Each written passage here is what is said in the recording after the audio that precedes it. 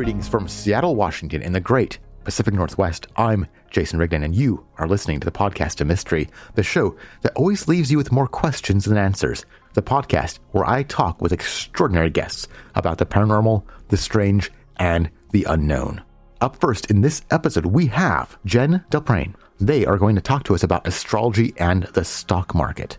And then we have Darren Schaefer of the Cooper Vortex podcast. They will tell us all about the legendary 1970s skyjacker D.B. Cooper. But first, I need to ask you to leave this show a rating and review on iTunes. I know it's not the easiest thing to do. Apple products are supposed to be super user-friendly, but I really got to disagree. But if you are an Apple person, leaving us a rating and review would really help me and this show. It shows potential listeners and guests that I have an engaged audience, that people really do listen, and that they care enough about this podcast to take the time to write a review. So if you would like this little show to grow and you're an Apple person, please leave the podcast A Mystery a rating and review on iTunes. Thank you.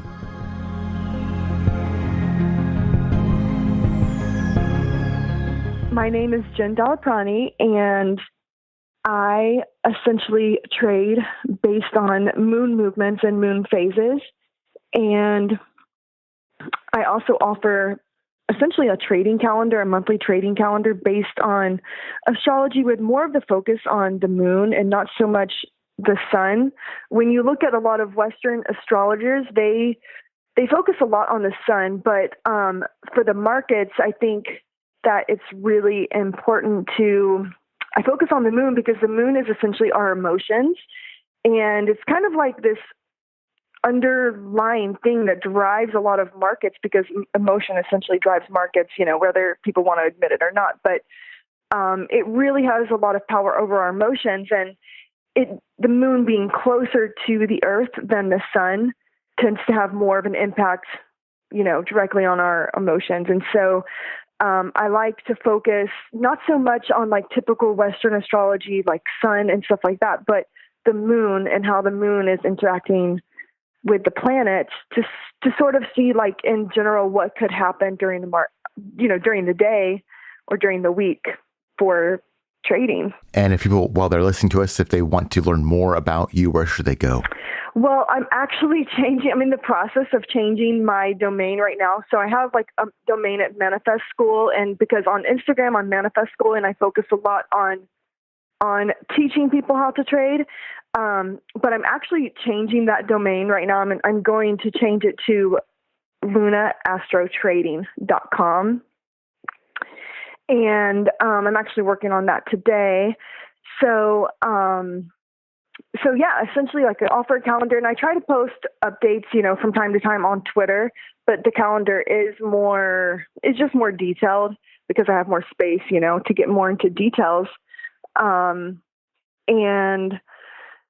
essentially, I've only been trading for a couple of years, because I inherited my dad's accounts. He passed, and he was an options trader and an investor. And so I inherited his accounts, and I had to learn really fast what I was doing, because I met with certain financial advisors because I actually wasn't comfortable managing his accounts. But after meeting with them, I wasn't comfortable with them managing the money either. It just didn't feel, comfortable, and plus I would be losing money to the fees. And so I just decided to kind of dive in and learn on my own. And before all of this, before I moved to the East Coast after my dad had passed, I lived in Hawaii for the past 10 years. And living in Hawaii is where I really got into the moon influence in our life. I had been an elementary school teacher for about 10 years, and I was working on my master's, and on just like a really, really busy schedule. And I decided to leave teaching about 6 years ago, and I didn't really have like that same schedule I had. And so I started, especially as like a woman, I started looking into moon phases and how it affects us. And so I kind of became like obsessed with moon phases and moon movements before I ever got into trading. And so when I got into trading, and it was really challenging, trading and just like long-term investing, naturally I started looking to the moon movements and how it was affecting the markets. And I started researching online, and I found there is actually, quite a bit of research about it from, over 100 years old of data of moon affecting the markets. So, I had a lot of information to just be able to start reading and proving in my head what I thought was already true. And had you had kind of a general interest in astrology before this? Some people kind of follow it casually. Yeah, actually my whole life I had an interest in it. Before I was even in school, the first books I would read were actually like astrology books. So, I definitely, I've never studied under a professional astrologer, so I definitely don't consider myself a professional astrologer by any means, but just, essentially definitely curious, and the planets and the universe and what drives people and what motivates people and, what drives our emotions. So I'm definitely not an astrology expert, but like I said, I like to focus on the moon movements, and I'm just curious. I'm always reading pretty much all day. And so I'm not too familiar with astrology. I think I'm familiar with the sun signs, I think. Is that different than the moon stuff? Yep. So everyone has, we have a sun, when we're born, we have a sun sign, and that's, a lot of people focus, especially like I said, in Western astrology. But when you look at Vedic astrology, which I'm definitely not a Vedic astrologer, that's, from India, the astrology that has been used, BC and all of that, they emphasize a lot of the moon, because the moon is, they consider it like our emotional side, sort of what only the people that really know us would see in us, and what really is ultimately driving us. Whereas the sun is sort of our personality and what we show to the world and how the world might see us. There's this underlying, driver. And so, do you happen to know your moon sign? No, I don't think. I think I know my sun sign. I think I'm a Leo, but I don't know the moon sign. That's awesome. Yeah, essentially, so if you pulled a chart on yourself, and there's a few different sites where you could do it. They all have different perspectives, but a really good one is, I'm looking up the exact, is just cafeastrology.com. And then you would do /natal. It's a good general one. They don't go into that much detail. I think they have a paid service where you could pay and get more. All of these sites, they tend to give you general, and then you can pay for more. But you will actually, as long as you know your birth time, your birth time, because the moon changes signs every couple of days, you actually don't really need to know it down to the minute to know your moon sign. So as long as you have, in general time, then it would show you your moon. And so it would be interesting, it opens up this whole aspect. I didn't find out about moon signs actually until I moved to Hawaii as well. And so it kind of just opened up a whole new world for me, because I was like, oh, I thought I was just this. And then it just gets so much deeper. Yeah, I have, like I said, I don't know much about astrology. I hope this doesn't sound like a silly question. So how does astrology work? Are the skies influencing us, or are they more like a divining thing, if that makes sense? Well, so, I mean... Or do you know? Is it a mystery? I am definitely not an expert on it, but essentially it would be, so our sun sign, you being a Leo, you're actually ruled by the sun. So the sun, in a sense, is your ruler, right? So depending on where the sun is, it's going to sort of manifest differently. Right now we have a sun in Pisces, which is a water sign. And, Pisces tends to be creative, and it's not only is it water, it's actually considered mutable. So it changes easily. It can adapt really easily.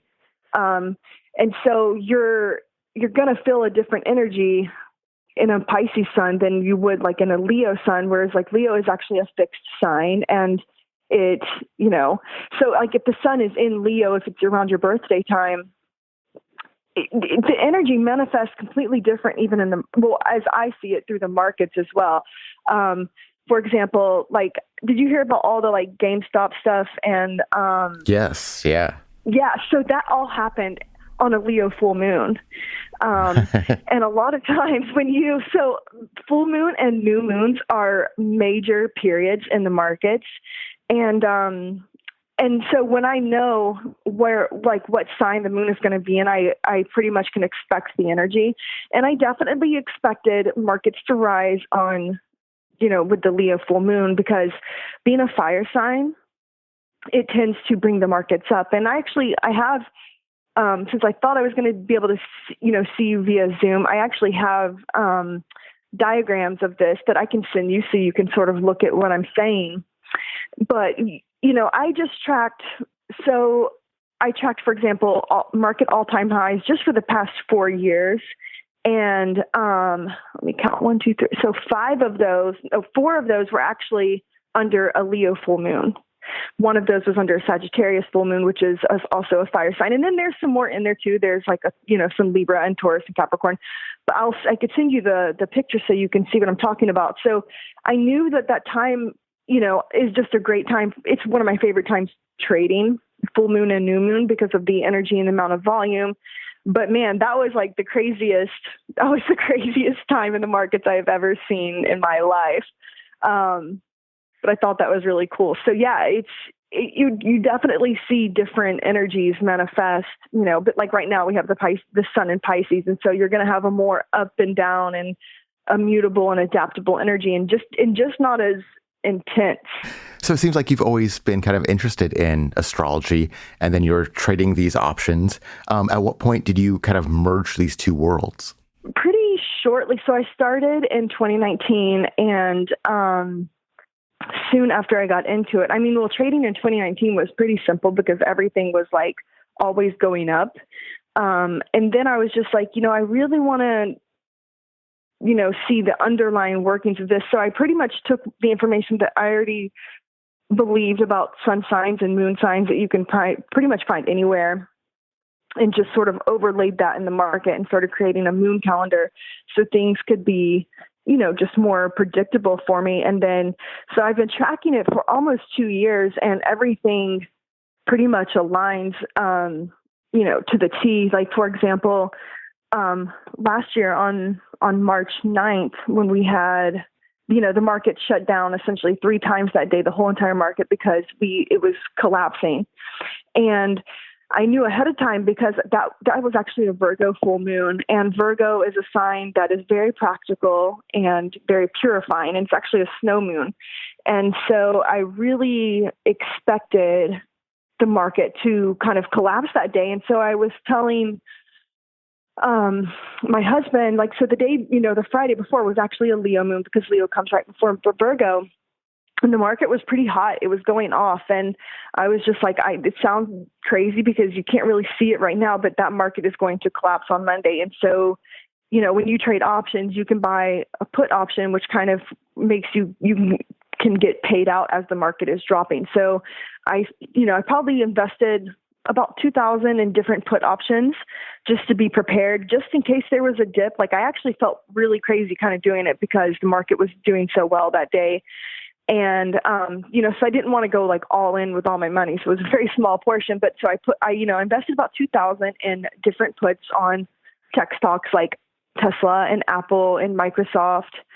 I think those were the only 3 tech stocks. And then, sure enough, Sunday night, we were having, during futures, all the markets around the world started shutting down and we're having issues. And, Monday morning, they opened the market for about 15 minutes. And, when it drops past a certain percent, I think it's like 10% after a few minutes, then they have these, buffer or breakers, and they'll just completely shut the market down.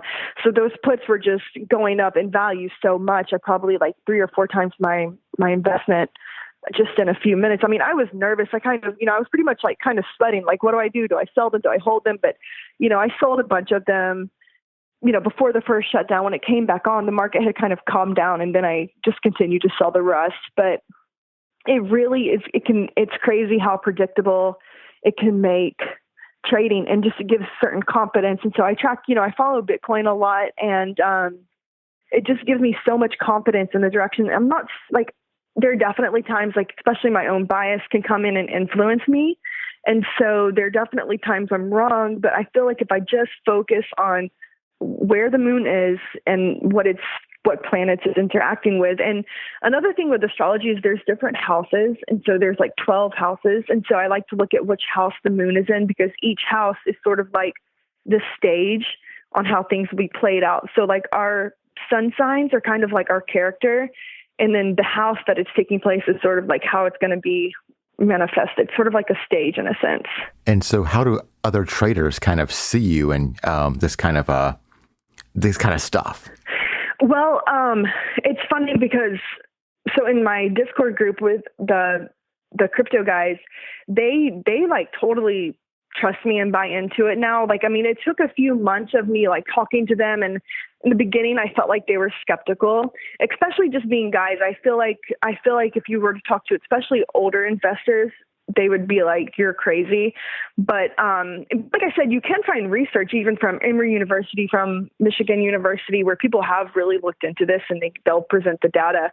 But so I was, sharing the information with the guys. And then finally, after being able to really call stuff, now they really trust me. A couple of them, they were naturally trusted me anyway. They were more into astrology, but there are some really pragmatic guys in there that when I say this stuff, they were just like, you're nuts, And then now they trust me. Like, it's pretty cool to see, like, and they'll like share my stuff on Twitter. Like I've only been on Twitter for a couple months, but they will like share my tweets and just like my stuff, and it shows that they're definitely buying into it now. And it's really cool to see, because it's definitely, I think, what I notice on Twitter as I like dig around, I think there's actually a lot of people that follow astrology in the markets. Like, it's way more common than I thought. And that's been pretty impressive to me. Even like, like I found, men, for example, that are on there that have been trading for 20 years and using astrology.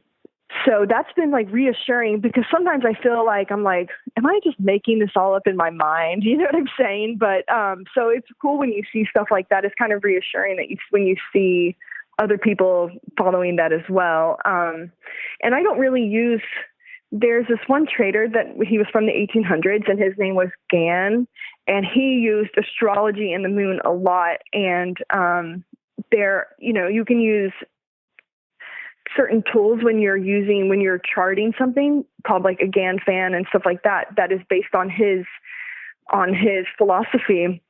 And so I found there's a lot of Gann traders, and I actually use Fibonacci, and it's funny because when you line up Fibonacci and Gann, they are like identical. Fibonacci came out before Gann. That can actually be traced initially back to India as well.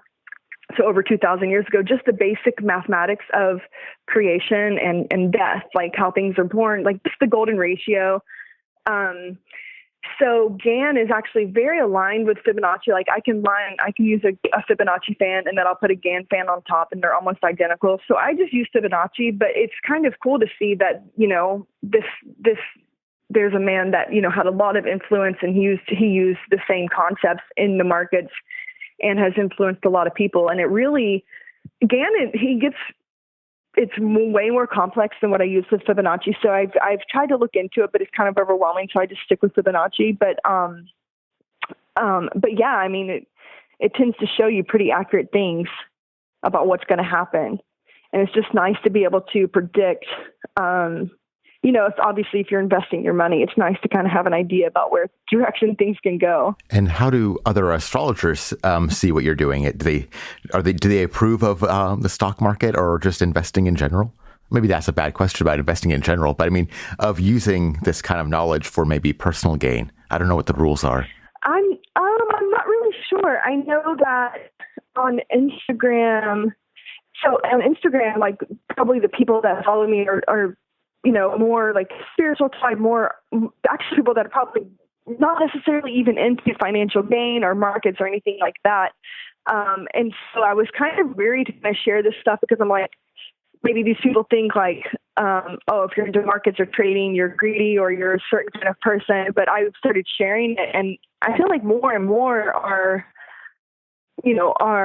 into it and will reach out to me and ask questions. And I definitely think, especially this year, the markets have been like a hot topic for everybody, because a lot of people have been home, a lot of people have been getting into it, and especially like the younger generation. So there are a lot of people, it is piquing a lot of people's interest, and Bitcoin's getting a lot of people's interest. And so I think people are really waking up to, because, you know, for myself, especially since I've always been more into like the spiritual side or the unseen side of things, I was always, and I was a teacher in education, so I never made much money. I was always like, almost, anti-money, like, oh, you don't need money. And I didn't want to be, you know, that kind of person that was chasing, you know, dividends or anything like that. And I've come to realize that there's nothing wrong with it. Like, it's really essential, I think, to push forward, like in this material world. Like, it really helps us to create what we want. And so I think, as far as Instagram goes, like, I mean, I don't have a huge audience, but definitely bigger than Twitter. And, you know, I have taught probably about 10 to 15 people on there about how to trade. And they're definitely reaching out and asking questions. So I think I haven't actually, you know, I don't know, but maybe because I don't have a huge audience, but I haven't had any backlash. Like, I haven't had anybody, but only in my own mind, I would think like, oh, I can't do this, or I can't mix this, you know, like you were saying. But yeah, I think people are actually intrigued by it because they realize, like, if you can make your money work for you, you don't have to work, you know, so hard. Like, and I think that is important to, you know, for our money not to be lazy and for it to actually be working harder than us. We have time to, you know, essentially, like, get into do things like this and things that we're passionate about, and that, you know, just makes life more fun. So it seems like you're looking at not just like options and stocks, but also cryptocurrency. Mm-hmm. Yep. I currently don't trade Bitcoin per se. I just buy and hold. And then I also buy and hold Ethereum, but I am thinking about soon diving into trading them, because the guys I was telling you about, you know, they've been trading it for years, since probably 2013. So they have a lot of experience, and I'm like, what am I so scared of? A lot of times they'll ask me like what it's going to do, or what I think about the charts and stuff like that. And I'm like, wait, if these guys have way more experience than me, and they have way more money because they've done so well. I mean, these guys are in their early 30s, and a couple of them are already, you know, millionaires from Bitcoin and from Ethereum. That I'm probably going to start trading, you know, keeping a portion where I don't trade at all, that it's always safe, that it's just investing. And then the idea is that you take a little portion and you build from there, you know, kind of going in and out of the market at opportune times so that you can also, you know, make an income. But yeah, I don't currently trade them. I just buy and hold. So when you're looking at some kind of maybe a stock or cryptocurrency and you're analyzing it, how does that work? Is that based on like when it was created, or is it more about the here and now? Definitely. I start typically like macro first. So like the big picture, what it's been doing over the past year. And then I zoom in to different time periods. But essentially, like when I'm trading on the stock market, I like to look at a 3 to 5 day period. What I'll tend to do is start with 20 days. I won't look too hard, but I'll just like see a general pattern. Then I zoom into 10 days, and then I zoom into 5 days. And then I like that, you know, between the 5 day and the 1 day period, because a lot of times with options, I don't like to hold them too long. They have expiration dates and they can really vary in price. So I like to only hold them for a day to 3 days max. So I tend to focus on the 3 day what a stock has been doing over the past 3 days. But I still always like to see the bigger picture first, because if you're just looking at the 3 days, you're getting a lot of bias, because you're really not seeing the true movement of it. It might look like one thing, but when you zoom out, it's a totally different picture. So I definitely start by zooming out, and then I zoom in and I really look at, you know, what phase the moon is in. So, like we're coming into a new moon on Friday in Pisces. And so you see a lot more volume. And if you look at like how the moon aligns with the sun during the new moon. Even though we can't see it, it's actually just as close to the earth as it is during the full moon.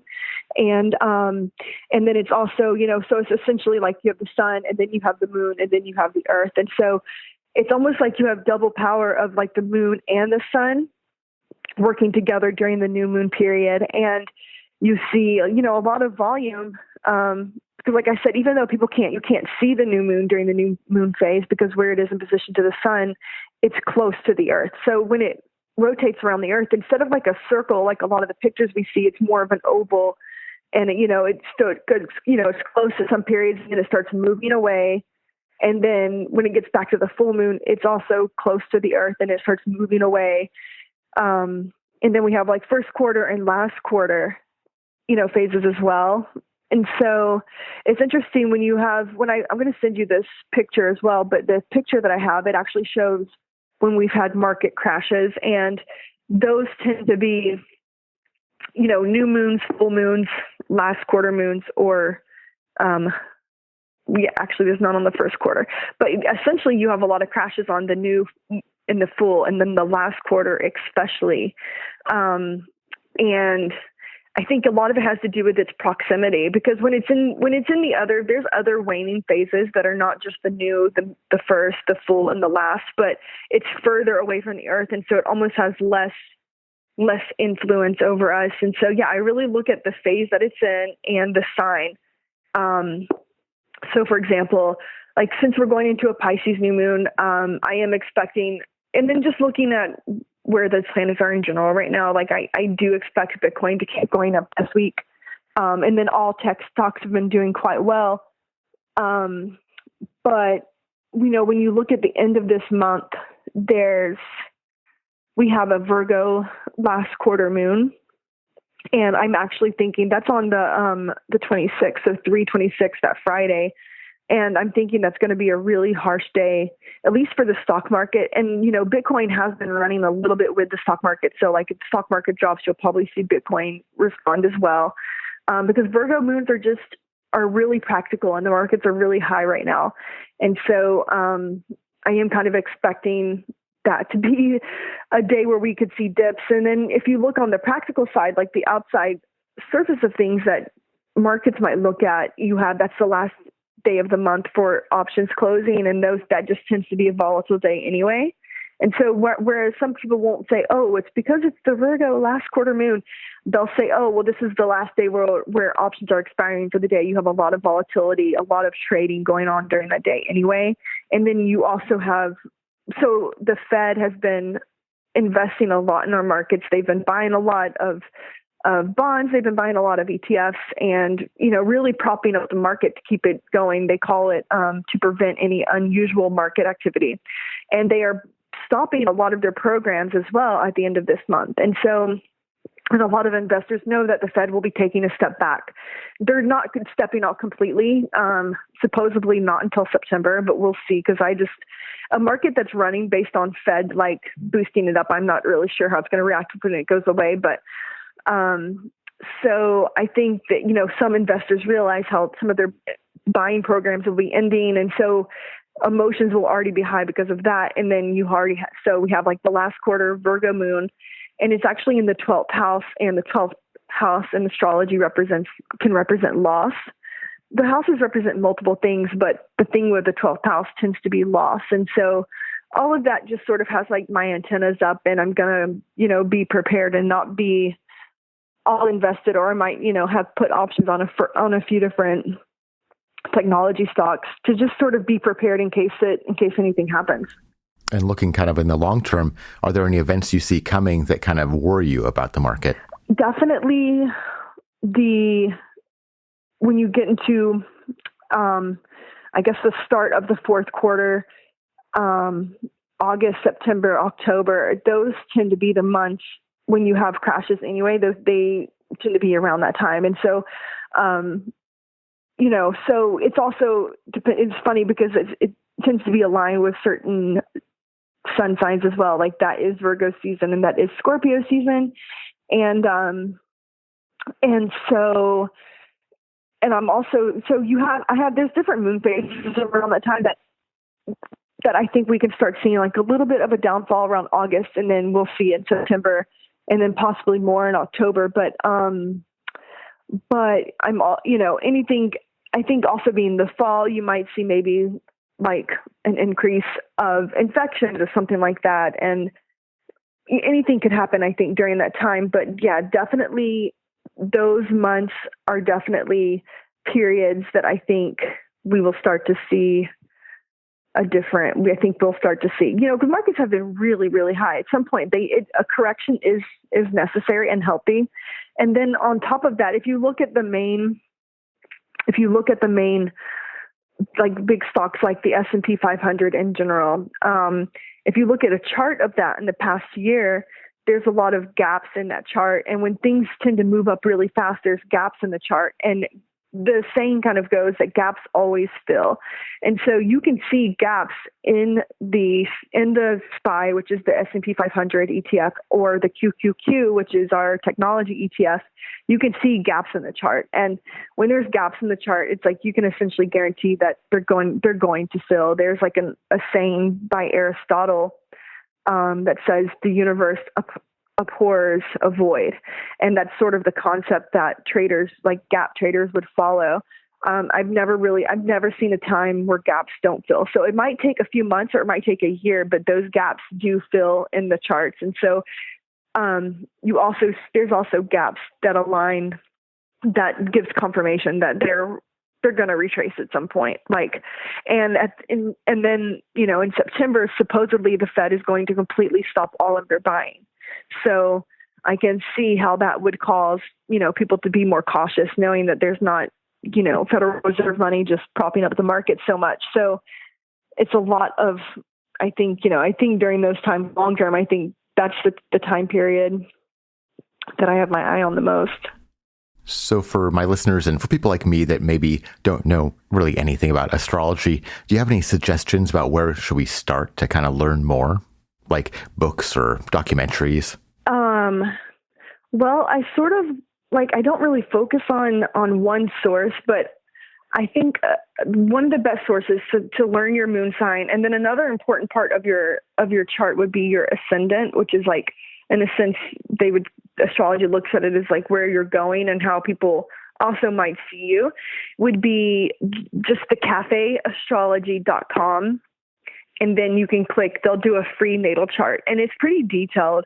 That's how I got, my crypto friends into astrology too. I started with that chart. And when they were reading the chart, it was like, they really felt like they could relate to it. They were just laughing and they're like, man, this is like so spot on. And there's other sources out there, but I feel like this is just cafeastrology.com is a really good, beginning chart where they give you a lot of details for free. You don't have to pay them or anything. And you'll learn your moon sign, and you'll learn, what all the houses you have different signs in and how it affects you. It's a really great way to start looking into your own astrology. And I think one thing that's really cool is I think it kind of opens people up to who they are. And I think getting to know ourselves is like a lifelong process. And when we see these things and it just aligns so well, and it just gives us a deeper understanding of ourselves, I think that's what starts drawing people in. And then they're and then you can see, obviously these planets are moving every day. And the concept is all of these planets are in all of us. So how is it going to affect us and manifest for us? And so, yeah, I really like the cafeastrology.com site. And if people want to learn more about you and your work, where should they go? So on Twitter, I'm at Luna Astro Trader. And then as well, my domain would be lunaastrotrading.com. And you said something about, did you offer some calendars, or were you selling some calendars or access? Yes. So I offer a monthly calendar. Now, it is focused a lot on the markets. I can't even help but to look at astrology and then go through the lens of the markets. I thought about making it more general that's not based on the markets, but I can't even do it. When I look at stuff, I'm just like, oh. So I just decided as of late to really just focus on it's in a sense like it would help anybody out, but it is focused a lot on how markets will be moving. And it is a monthly calendar. And then you can either get like a monthly subscription or you can just pay for the whole year.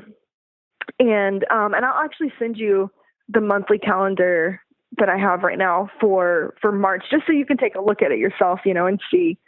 Do you trade at all, or do you just invest? No, I don't do any trading. I actually did do several years ago a cryptocurrency podcast. It was talking cryptocurrency. So I do know a little bit about that little slice of the market.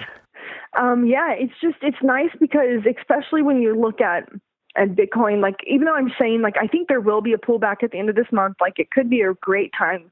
Dips are the great thing about dropping is like if you're prepared, you can just buy, because I do think even if Bitcoin pulls back a little bit, that would be the best time to buy like at the end of this month, because I think when we go into quarter two, I think we're going to see a lot more Wall Street involvement because we had the initial Wall Street involvement, this past quarter with Tesla jumping in after MicroStrategy sort of led the way.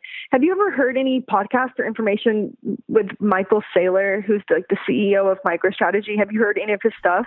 No, I have not.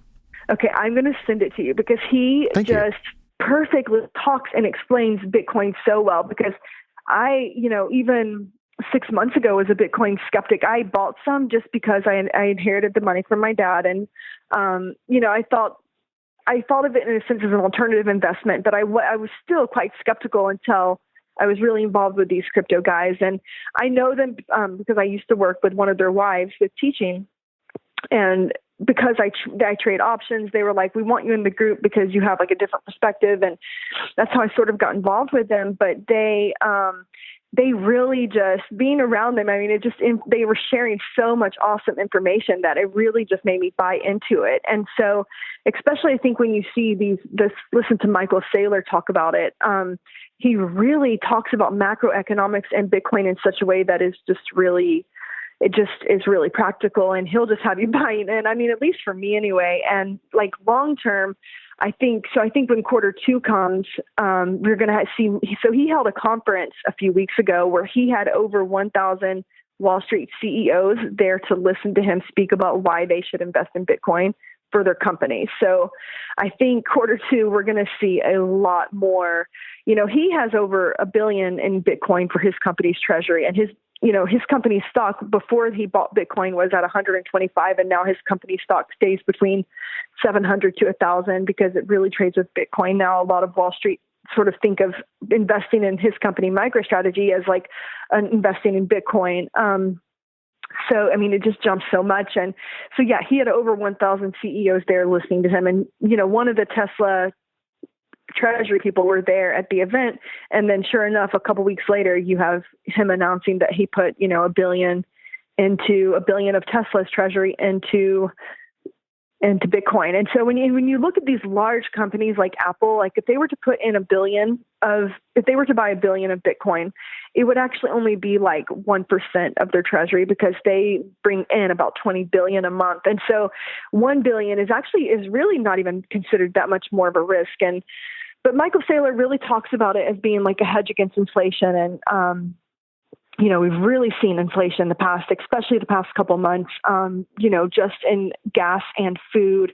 I think, in February, it was like up over 2% for food, and then same for January. And so and the Fed, that's one reason why we've had strong market reactions last week, because the Fed said they want inflation to continue.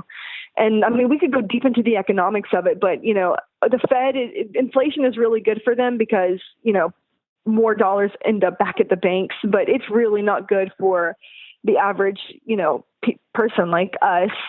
It means, more dollars to buy the same exact thing. And so it's, can be really hard on us. Whereas like Bitcoin being the limited supply, you're going to see it as more and more invest. The only way it can go is up. And so they really project, the price of Bitcoin, like right now is like 6,000 just for one. You can buy a fraction at a time as well, but they really see it being over 100,000, by the end of this year. And so it really is, I consider it like a savings account for myself. Whenever I can buy, even if I can just buy $50 worth, I just buy $50 worth. And, for example, if you were to the stimulus checks that Americans got, the first ones we got last year, it was like, I think it was 1,200. And if you were to have put that into Bitcoin completely, it would be over like $12,000 right now, just in a few months. And so, that's why I think that's what, and the guy that created Bitcoin, like he put in the first block, like it was because of the banks bailing out the other banks and just really seeing just the future of what's happening with money and wanted an alternative for other people. So, and if you look back at the Wall Street stuff, if you have just 10% of Wall Street companies investing in Bitcoin, that would put the price of Bitcoin at over 400,000.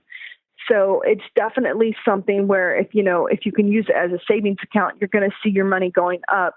Whereas like if you just are holding your money in dollars, the value is essentially going down every day because what you're buying is costing more. And so it's a really great hedge against inflation. And I'm definitely going to send you, the information with Michael Saylor talking. And there's actually, I'm going to send you another site too, where a guy kind of gives like a mini course on beginning to buy Bitcoin. And he also has a podcast, and he really is an expert about it. And because I really just see it as protecting people's future, like just the future of their money, so since we already have things costing so much, and just give people a chance to actually be able to save, because, with interest rates being so low, our banks don't really offer us a savings account really. Like, they less than 1% is not really anything. Yes.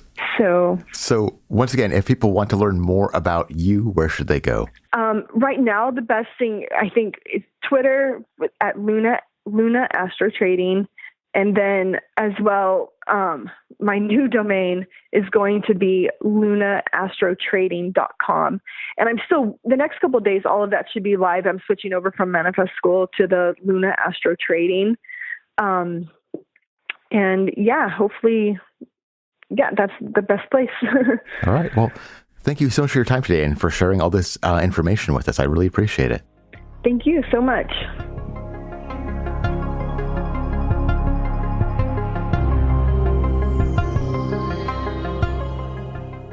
I would love to hear your feedback about the show. Making a podcast is kind of funny. You may have hundreds of people or thousands of people, but you just don't see them.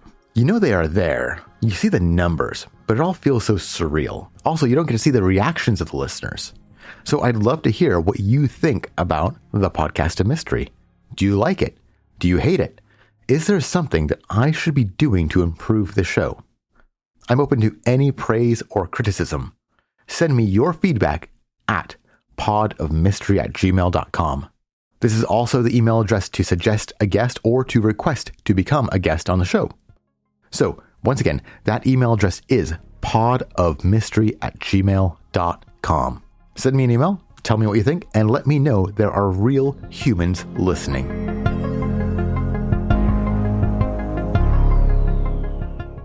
My name is Darren Schaefer, and I am the host of the Cooper Vortex podcast. And what is this podcast all about? The podcast is all about DB Cooper.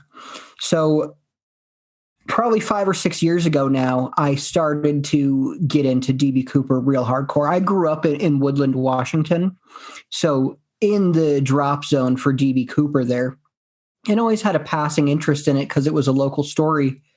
But 5-6 years ago, I got Skyjacker by Jeffrey Gray. And that really just sent me down this rabbit hole. That book led to another one. Then I started getting on the forums and seeing what people had to say, and documentaries, shows, books, anything I could find on the subject. And then I started a new gig where I worked completely alone. And I would listen to 40 to 60 hours a week of talk radio and podcasts. So I started searching for DB Cooper. And there's a lot of true crime podcasts out there, conspiracy theory shows, and they all seem to have the same format. It was 2 or 3 people would sit and discuss the hijacking for 20 minutes, and then they would give you 10 minutes of 3 or 4 different suspects for who Cooper was. And then they would agree on who their favorite suspect was. That was the end of the show. Well, after listening to like 10 or 15 of those, it just wasn't enough for me. So I thought, I want to hear the podcast about DB Cooper the way I want it done. I want to hear long form interviews with Bruce Smith and Robert Blevins and Tom Kay. And it wasn't being done. And I'm a big fan of this podcast called Naked Mormonism by Bryce Blankenagel. And as I listened to it over the years, he started out, I believe he was driving an interstate battery truck. And then his podcast became successful enough that he could quit doing that and podcast full time. And I was always so impressed by that because I was able to kind of follow along for part of that journey. And it inspired me. I thought, okay, if this guy can do it, I could do it too. So I emailed 5 people in the Pacific Northwest because I wanted to do all these interviews in person. And I said to myself, if 2 of these 5 people agree to be on my show that doesn't even exist yet, then I'll create it. And all 5 people said yes, they would love to be on the show. So I bought some podcasting equipment, got my car, and drove to Washington. And that was almost 3 years ago now. We're coming up on episode number 50. Well, that's very inspiring. That shows just the power of podcasting, where you can have this idea, have the show that you want to do in your head, and you can make it. You don't need financial backers. You didn't need to get investors. You just did it. No, I bought a Zoom H5, 2 Shure SM48s, I think. So I'm like $600 into gear. Yeah. To get this started.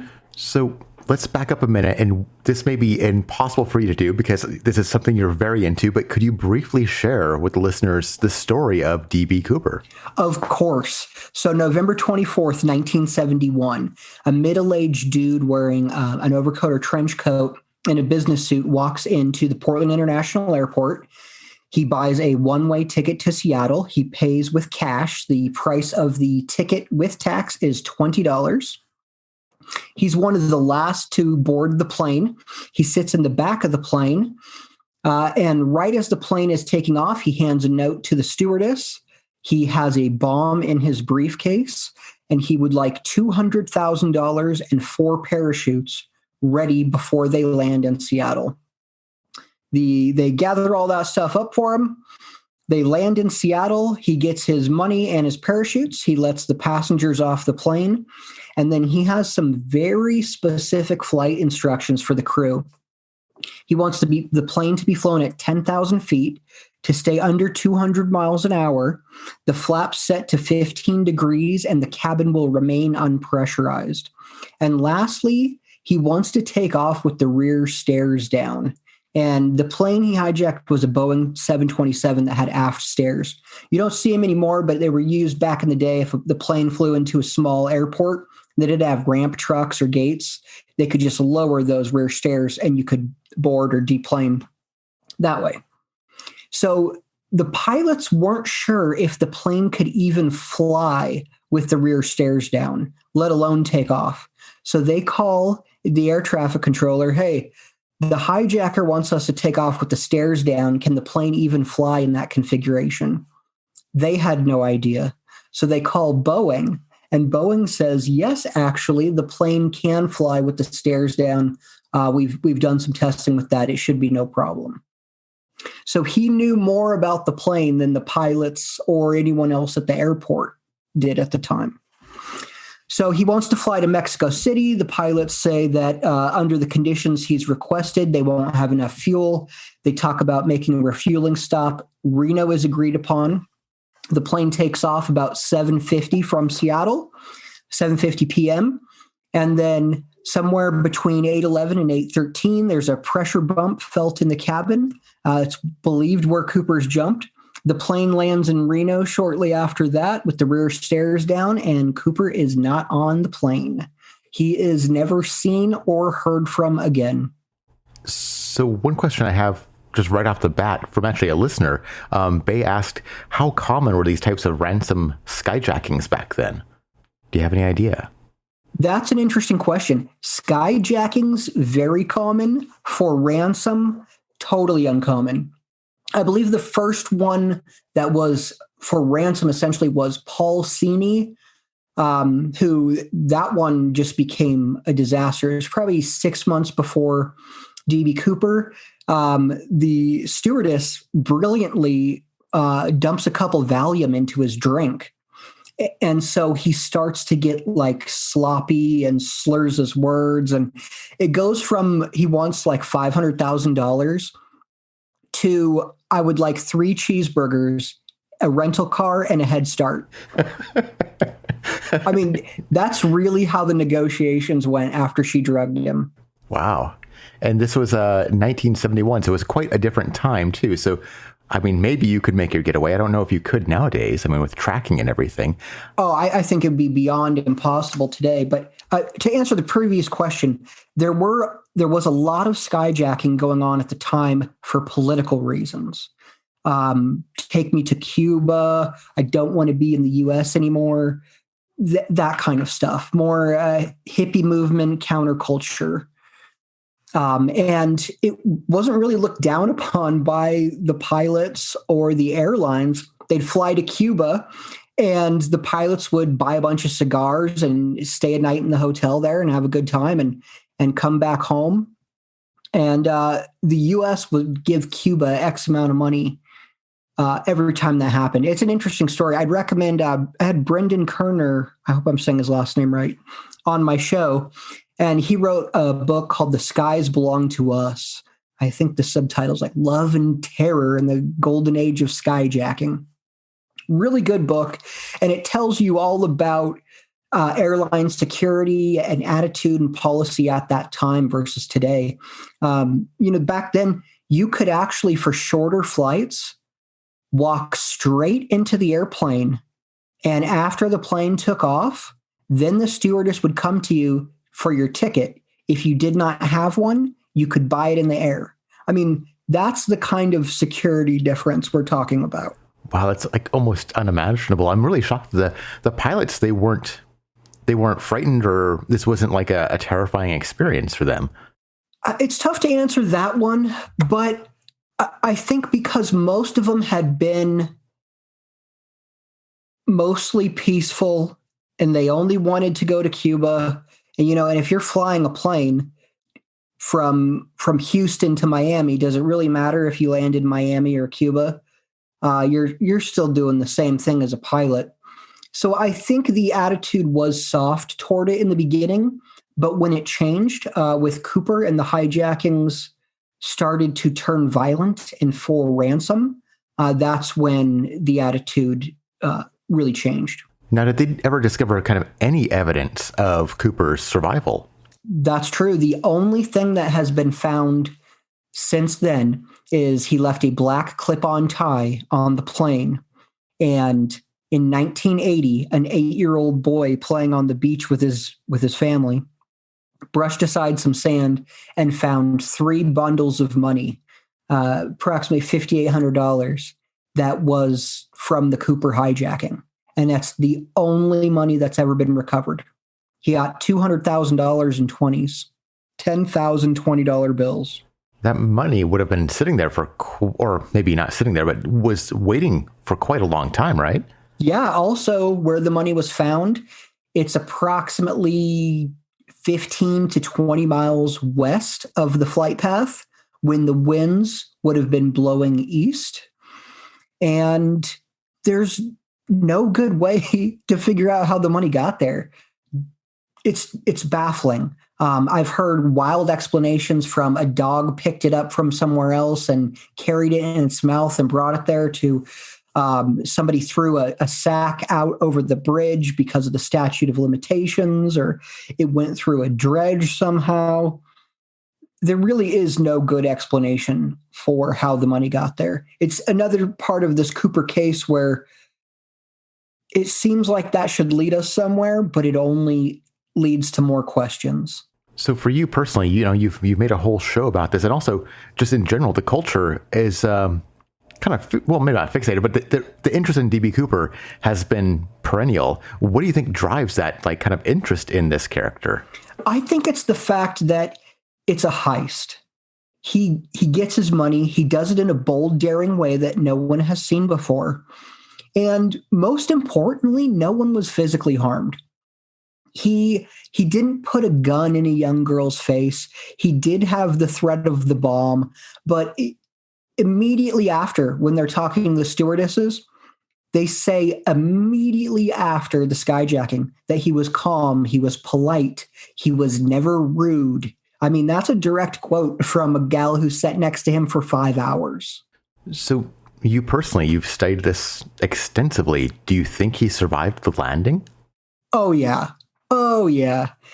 I definitely do. In my opinion, there is more evidence pointing to the fact that he survived the jump than that he died in it. The FBI, when they closed the case in 2016, sort of hinted at the fact that he most likely died in the jump. But I only think that they're saying that because it sounds better than we have no idea who this guy is. He totally outfoxed us. And no body was ever found. No parachute was found. No briefcase with a bomb in it was found. No other money was found. If he was a dude with a family, there was no missing persons report that directly matched that. There wasn't a guy who went missing November 23rd or 24th or 25th of 1971 that perfectly fit that description. I know the FBI really looked into that, because if there was a dead guy or a missing dude, that would be real easy to pin it on. I think they would have leaned that direction. And another question from our listeners is kind of in this vein. Eric was under the impression that they had, at least quote unquote, officially said that they had found out who he was and that he was now dead. But that's not correct, right? I think a lot of people had that impression. No, that's not correct at all. The only person I can picture saying that, who has repeated it over and over and over, is Robert Blevins. And he tells the story that the FBI agent, I think his name was Jim Jarvis, was telling a friend at a baseball game that the reason they closed the DB Cooper case was because DB Cooper had died, a la Kenny Christensen. But I'm not sure if that story's true. Even if it is true, it's just the opinion of one person who works at the FBI, not the opinion of the FBI.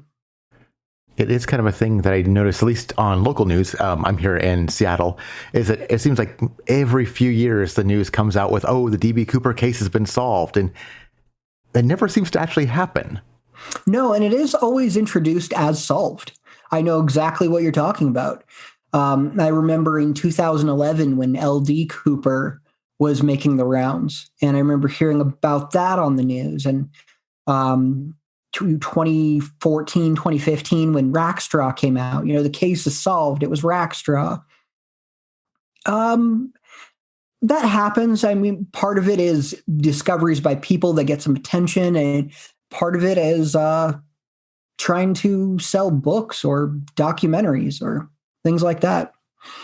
One of the reasons I started this show was because so many of these suspects, whether they are DB Cooper or not, is an insanely interesting story. Barb Dayton, Rackstraw, Walter Recca, even Kenny Christensen, they all led very interesting lives. And whether or not they're Cooper, I want their story to be told.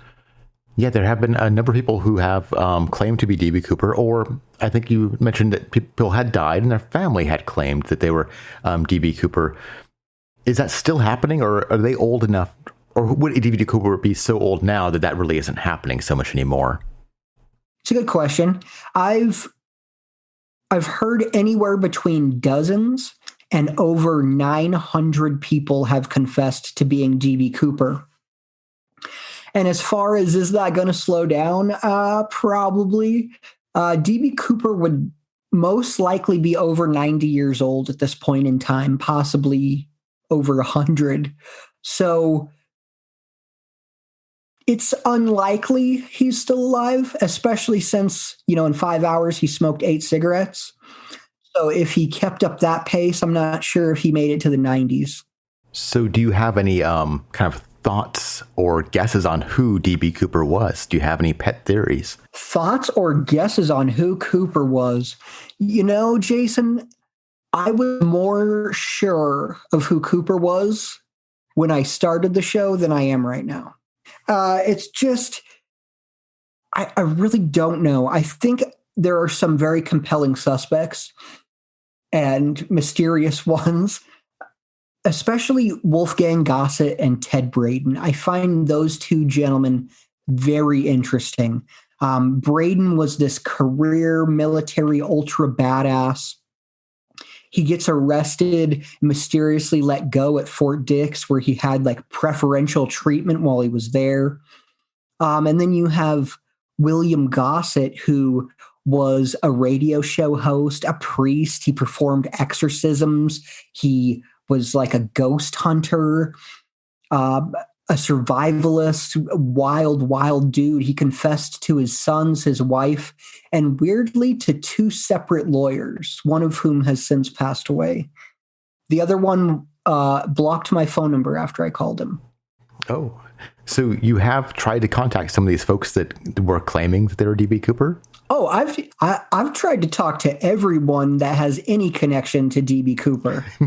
I mean, if somebody whispers D.B. Cooper in a dark room, I'm there. I'm like, do you want to talk about it? So another question we had from Bay was, how possible is it to really jump out of one of these jet planes like this, like back then with a parachute? Well, they weren't even sure if it could be done at the time. I had several parachutists on my show, and they said when they heard about it, is that even possible? Would this chute be shredded to pieces? But Cooper asked for the plane to be going just over the plane's stall speed. And there were 2 different types of parachutes he was given. And I think this is an interesting point. He's given a modern, quote unquote, for 71, sport parachute, and he is given an older military rig. And I've heard people be critical of him for choosing the older military one. It shows he doesn't know much about parachuting. The more modern one was steerable and you could control your descent a lot better. But then interestingly, I had Mark Metzler on my show, who's been parachuting for like 50 years and it just is so knowledgeable on it. And he said that in his mind, the military chute is the correct chute because he's still not sure if that sport parachute would have been shredded upon opening. And that military chute could have taken anything. He said it's, quote, the bulldog of parachutes. Now, you said you go pretty much anywhere where someone is, talking about D.B. Cooper, trying to, talk to people about this. One thing that I've encountered doing, a more kind of out there show already is that some of the explanations with D.B. Cooper are supernatural. Have you explored any of those things? Or do you think he was just a normal dude? I have not explored any really supernatural theories. I have explored on the show wild theories. I had Dr. David Gold on my show, who theorizes that Frank Morris and the Anglin brothers, after they escaped Alcatraz, Frank Morris goes on this murderous rampage, including committing the D.B. Cooper hijacking. And then Ed Edwards is another wild theory where Ed Edwards is essentially responsible for every unsolved crime you can think of. Teresa Hallback, John Benet Ramsey, the Black Dahlia. And D.B. Cooper. He essentially does it all. So I've covered some theories on there that most people would say are fairly ridiculous. But I haven't done any supernatural ones. Although there is that movie, Bigfoot versus D.B. Cooper. Oh, that's right. I had forgotten about that. Have you seen it? No, but that needs to be on my list of to watch because that just sounds fun. Spoiler alert, the entire movie is just shirtless guys working out. Wait, is that really true? Yeah. It's apparently, I forget the director's name, but he's made, 5 or 6 movies like that, where it's got a ridiculous title. The movie has loosely something to do with the title, but mostly it was like homoerotic guys working out. All right. Well, it might not be what I'm expecting. We'll see. I would say watch it. I highly recommend it to everyone. Okay. All right.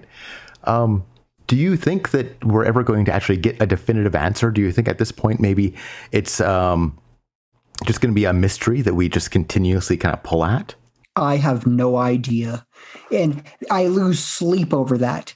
It just drives me crazy because we've gotten to the point now where it's likely that he's dead. And if he's dead, did he tell anyone else the story? And this is my worst nightmare ever. That somehow the case gets solved. We figure out it's Eric Ballou. He committed the hijacking in 1971, but he died in 1994 and didn't tell anyone about it. So now I'm in this position where I know who Cooper was, but I don't get to know about the planning. I don't get to know what happened when his boots hit the ground. I don't get to know how he escaped from wherever it was where he landed. And that kills me. So I would rather it be unsolved than know who did it without knowing the story. So I admit that I don't know a lot of the details of the story, but I've always kind of thought that he would have maybe, I don't know what you'd call it, maybe like a recovery team on the ground to pick him up. Was that a possibility at all? Totally possible. And it's one that I've explored on the show a little bit in the theory that, is it possible that some of these suspects that we talk about possibly knew each other, possibly worked together? Maybe Dwayne Weber and Richard McCoy were on the ground team for whoever it was that jumped. I don't know. It's very interesting. Yeah. It is very interesting, especially like Richard McCoy and Wolfgang Gossett were both Mormon. They both lived in the same area. They were both in some way, shape, or form active duty military. They were both going to colleges. So they ran in all these same circles. Is it possible that they met and or knew each other? I think about it all the time. Yeah. That's quite fascinating. So had they claimed to be D.B. Cooper previously, or were they just suspected? Wolfgang claimed he was Cooper and then became investigated. And then Richard McCoy, he actually committed a copycat hijacking 6 months after Cooper. Eerily similar. I mean, a lot of things done the exact same way. A few things he was sloppy with. His costume kind of drew more attention than it did disguise him.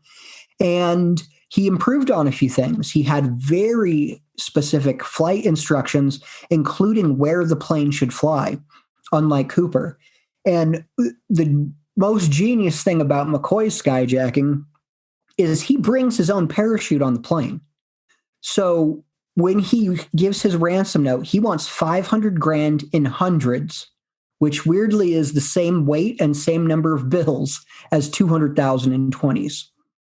And he wants his 2 parachutes. Well, when he gets the parachutes, he throws them out of the back of the plane, thinking that they might have tracking devices on them, which they did.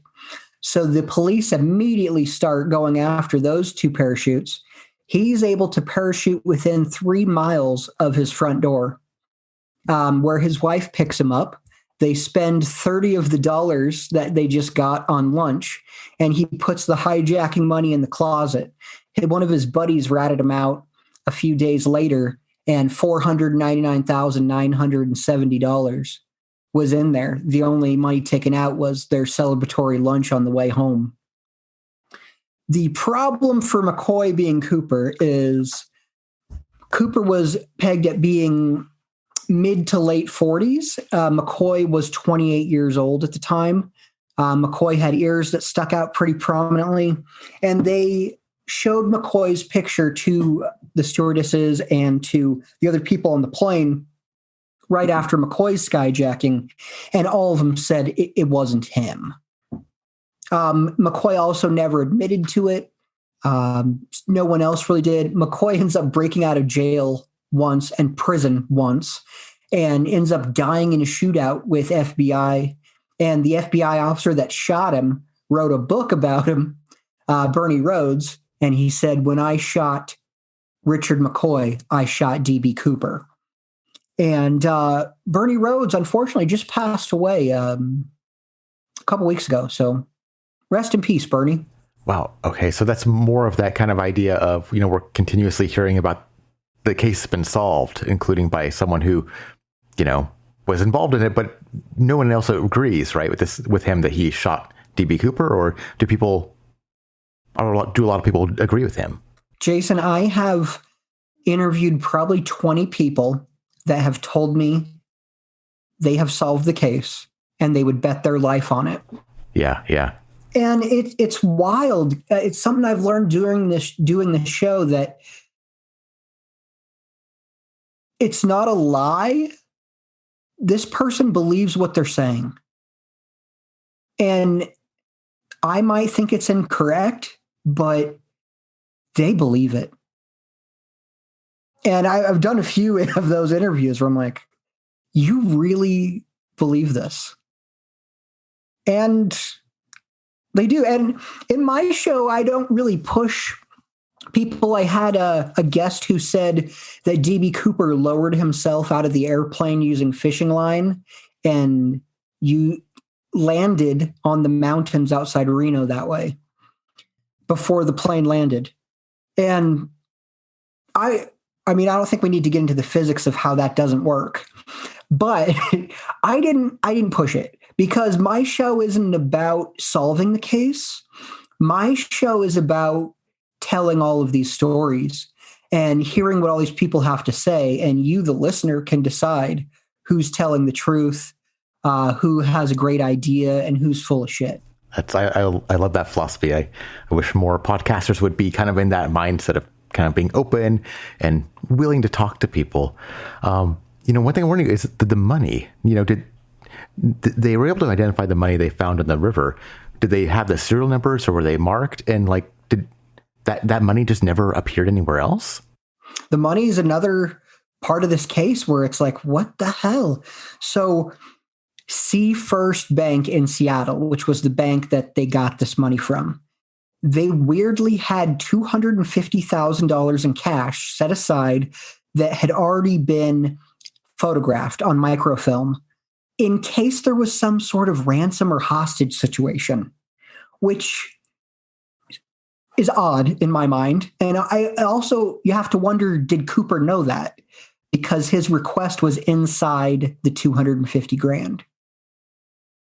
So anyways, yes, they do have all of the serial numbers and looked for that money. I mean, they sent lists of the serial numbers to casinos, to banks, to racetracks, places that dealt with large amounts of cash. And they also had the serial numbers flagged. And there's been a lot of debate inside the Vortex about, could he have spent that money? Would it have been tracked? Would it have shown up in circulation? Could he have laundered it somehow? And I actually had on the show Arthur Friedberg, who is the guy who wrote the book on U.S. paper currency. And the book is literally called U.S. Paper Currency. His family is super important in the coin collecting world. The system for which bills are measured is called the Friedberg number, named after his father. So this dude knows money, and he knows all the people at the Bureau of Engraving and Printing. If you collect coins, you've already heard this guy's name. And I was lucky enough to have him on the show, and we talked about this. And he was so confident and so adamant. He was like, Darren, if you had, so we have, $5,800 that's found. So you have at least, 9,000 bills entering circulation. And he said there are so many different transactions that are flagged because somebody paid cash. If you sold your car and then you went to go buy a car off the lot and you used $12,000 in cash, it's going to get flagged, and they're going to take a quick look at that money to see if there's any sort of link to a crime. And with Cooper's money, if it enters in circulation, at some point, at least one of those bills would have come across one of those currency checks or inspections. And he just said there was no way in his mind that that money would have entered circulation. And then the idea of the money going overseas, he said, it would have been found that way also, because even in countries that accept U.S. currency, it usually comes back to the U.S. because those bills age. And you're not just going to let them deteriorate into nothing. So that money is probably still out there in some form or another, or could there been any possibility that it was maybe destroyed, like destroy the evidence? Maybe. I think, if he lost it in the fall somehow, it would have been found. And even, let's say, if it was found by, Billy Bob, and he's like, I'm not turning this in. This is my money now. It would have been really hard to spend that money willy-nilly in Clark County or Lewis County or Cowlitz County. Yeah, they were looking like that if just anybody, Yahoo just found it and just started spending the money, the FBI would have probably tracked them down, right? I mean, they were looking for that money. Oh, yeah. I mean, one of the largest manhunts in U.S. history, probably about 40 hours after the hijacking, they had people stomping through the woods looking for him. They had planes flying over the entire flight path, helicopters. They eventually got the SR-71 Blackbird back when it was like the most top secret thing in the world to fly over the flight path twice, because the camera they had on the plane at that time was the most advanced like aerial reconnaissance camera in the world. It just happened to be on this crazy plane. So yeah, and you would think that, that parachute, even if he somehow maybe died in flight, maybe he hit his head on the stairwell or something, that parachute would have been visible. It would be rather hard to hide. Yeah. I mean, the theory that he gets stuck in a tree and dies in a tree, you would have seen a parachute in a tree. And I lived in that area. It's not like these are the craziest, most dense woods ever. They're not. It's a mix of, some woods and some farmland. And there are roads and rails and towns and rivers and creeks all throughout that area. So if you blindfolded me and dropped me in the middle of that area, I would have no problem walking to a road or a railway or something. It's not the middle of nowhere. The idea that he lands on the ground and then dies of hypothermia or something like that, it's ridiculous. Didn't he, in Without a Paddle, burn the money to stay warm? Oh, okay. Yeah. Well, what time of year did he do this in? November. Okay. Yeah, I mean, it gets cold, but I mean, not too terribly cold. I mean, what's the weather at that time? Extremely cold? Would there be any chance that someone would actually die of hypothermia? Like, was it snowing out? No, it's your typical Pacific Northwest November. It's like 44 degrees and raining. Yeah, so no big deal, really. And also, I noticed when I talk to someone in Washington and I say it was raining, yes, they understand what I mean right away. If I talk to someone in Colorado and say it was raining, they picture a storm. I'm like, no, not a storm. It was raining. Yeah, that Northwest kind of just constant drizzle where there's rain constantly coming down, but it's not that bad. It's not gonna kill you. It's not gonna wash you away. I've got another question from Public Records Sorcerer. This one might be in the weeds a bit. We'll see if you can answer this. What did the U.S. Army SAEDA files reveal about Dan Cooper at the time when they were declassified? I don't know if you know anything about that. I'm not aware of any Army files that are declassified. He might be referring to the FBI 302s. Seems like kind of a stretch. The name Dan Cooper is an interesting one. It's the one he gave for his ticket. The media ended up reporting it as DB Cooper, and that sort of stuck just because it's a cooler name, I think. Has some more cachet to it. But no, I'm not sure if the Army had files on Dan Cooper. Will you read me that question again? Yeah. So what did the U.S. Army SAEDA files reveal about Dan Cooper at the time, and are those declassified yet?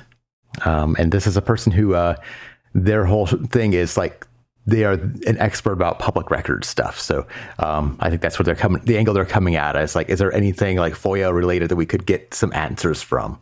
Well, the FBI has made all of their files on this public, and they're slowly releasing them. I think they're almost all the way out now.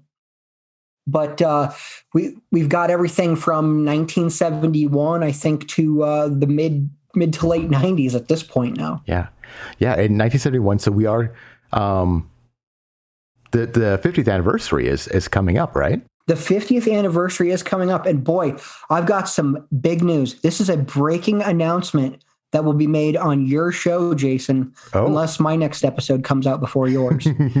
But DB Cooper Con is back on this year for the 50th anniversary. And I will check the date here for you so I can tell you exactly when that will be. But we had one in 2018 and 2019, and then 2020 got canceled for obvious reasons. But 2021 is back on. I'll be your master of ceremonies. Eric Eulis will be there. Mark Metzler. Marty Andrade will be there, that guy is awesome. And Bruce Smith. It's going to be a great time.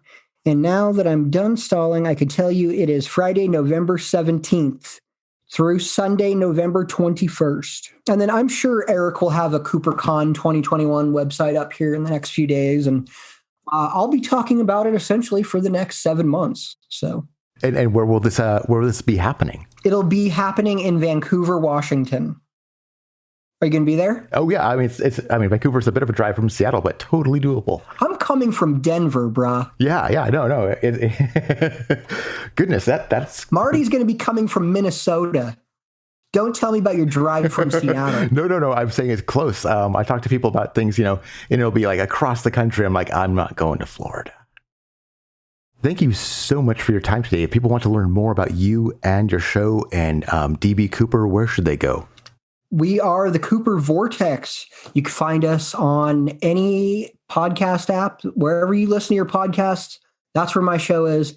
It's totally free. We also have a Facebook and an Instagram and a Twitter. And Russell and I are doing a great job on the podcast. In my opinion, it's amazing. That's my unbiased opinion. And check it out. It's a cool show.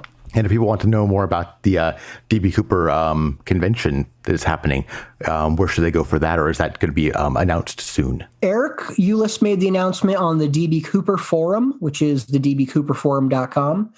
But then he will also have a CooperCon website up. I'm not sure if that's up right now, but it will be up here soon. And that's November 19th, 2021. I'll make sure to have all the links in the show notes. Thank you so much for coming to the show and for your time. This has been absolutely fascinating. Thanks, Jason. I appreciate the opportunity.